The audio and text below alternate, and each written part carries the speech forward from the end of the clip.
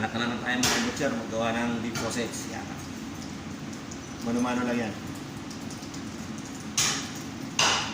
Dito ito na nung tupa. Kaya hindi masyadong malaki.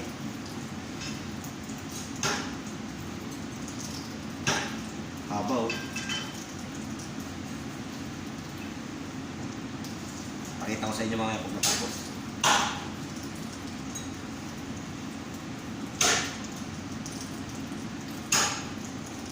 Kikita niyo ba? Shake that. Oh. Haba ng bituka kayo. Solid. Kailangan control yan. Kaya yung mga nagagawa ng longganisa dyan sa Pilipinas, alam din nila ito mag-control.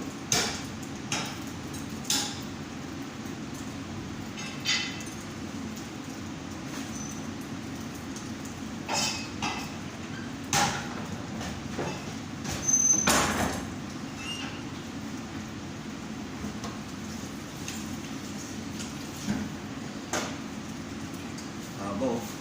Okay.